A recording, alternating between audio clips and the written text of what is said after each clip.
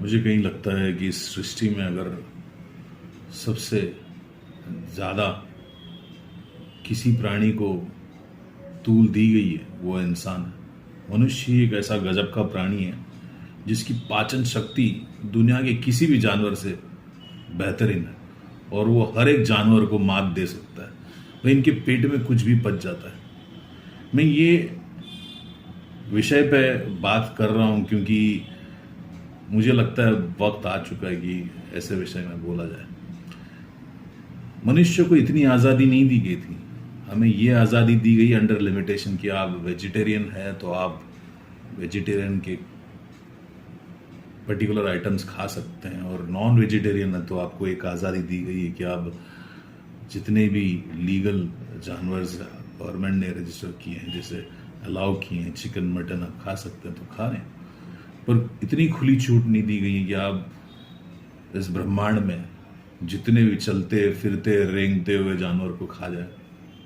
भाई हद तो इतनी हो गई कि मनुष्य जो है समुद्र के तट में जाकर, गहराइयों के अंदर जाकर ऐसे ऐसे जानवरों को ला मार खाता है, और इसकी पाचन शक्ति तो अद्भुत है, कुछ भी पच जाती है पेट के अंदर। शेल जैसे जानवर हैं, जो ऐसे जानवर की जो बनावट होती है, भगवान ने इनको ऐसा बनाया हुआ है कि ऐसी ऊपर जो परत है ये कठोर होती है, इतनी कड़क होती है कि कोई भी जानवर समुद्र के अंदर इन पे अटैक नहीं कर पाता है, क्योंकि इनकी जो बॉडी होती है वो शेल के अंदर छुपी होती है।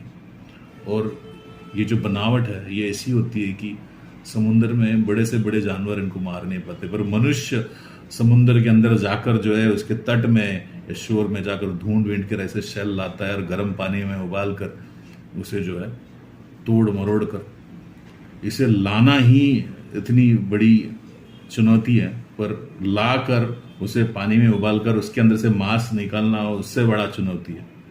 फिर भी इंसान जो है इसे तोड़ मरोड़ के इसके अंदर का मांस खाने के इतनी टेस्ट के हम अधीन है कि भाई इसे मार के मांस निकाल के जो इसके 5 स्टार होटल्स या के टेबल में जो है सर्व किया जाता है सिर्फ आपके एक वक्त के खाने के लिए। पर इतनी आज़ादी नहीं मिली थी। आप मांस मच्छी खा सकते हैं, पर यही विषय पर मैं जब शाकाहारी या मांसाहारी जो वेजिटेरियन जो है लोग घास फूस खाते हैं या भाजी खाते हैं, भाई इनसे भी मुझे दिक्कत नहीं है। पर दिक्कत तब आती है कि ये दूध पर ऐसा हक दिखाते हैं गाय भैंस पर, जैसे ये जानवर बनी है सिर्फ इसलिए कि भाई ये इनको दूध देने के लिए ही बनी हुई है। दूध गाय नहीं देती है, आप छीन लेते हो भाई।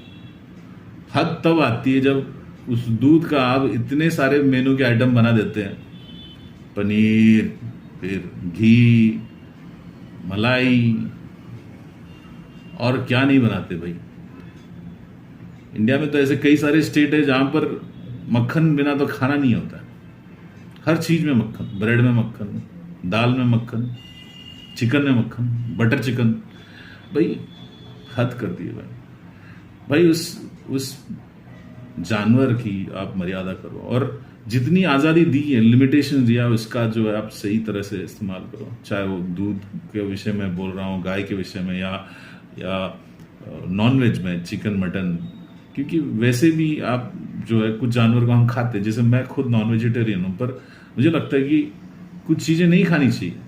अब जैसे कुछ दुर्लभ प्राणी हैं जिसको हम मार दे के खा जाते हैं, क्या ज़रूरत आ गई? इतना क्या भूख आपको है कि अब ऐसी चीज़ अवेलेबल नहीं है ना जो मार्केट में। चिकन तो ऐसा एक जानवर है जो ऐसा बना हुआ ही है, ये पैदा होते ही बोलता है कि मुझे जल्दी से फुलाकर बड़ा कर दो। इसे अपनी आज़ादी भी नहीं है कि ये अपने टाइम स्लैब के हिसाब से ये पले बड़े, इसकी जो बचपन नहीं होती, कोई डायरेक्ट एडल्ट स्टेज है। तो मैं ऐसे विषय पे गंभीरता से सोचता हूँ, और सोचता हूँ कि ज़्यादा से ज़्यादा कंट्रोल करूँ कि नॉनवेज फूड पे जो है कुछ चीज़ें नहीं खानी चाहिए। और वेजिटेरियन वालों से भी मुझे कोई दिक्कत नहीं है, ना नॉन वेजिटेरियन, दोनों अपनी जगह पर सही हैं। पर जब बात आती है कुछ चीज़ें और एथिक्स की, तो हमें एथिक्स फॉलो करनी चाहिए। दोस्तों, मैं कोई ज़्यादा प्रवचन नहीं देना चाहता, पर मैं ऐसी एक थॉट प्रोसेस है मेरी, मैं आप लोगों के साथ शेयर कर रहा हूँ और आगे भी शेयर करूंगा। कुछ अच्छे टॉपिक्स और कंटेंट मिले तो मैं ज़रूर बनाऊंगा और उस विषय पे बेबाक बोलूंगा। आप अपनी प्रतिक्रिया जो है कमेंट के जरिए करिए और कुछ चीज़ें अच्छी लगी तो मेंशन करें, नहीं भी अच्छी लगी तो भी मेंशन करें, मैं ज़रूर उस पर अमल करूंगा दोस्तों। मैं स्टाइलिन एट साइन ऑफ करता हूँ, फिर मिलेंगे। Thank you, bye bye.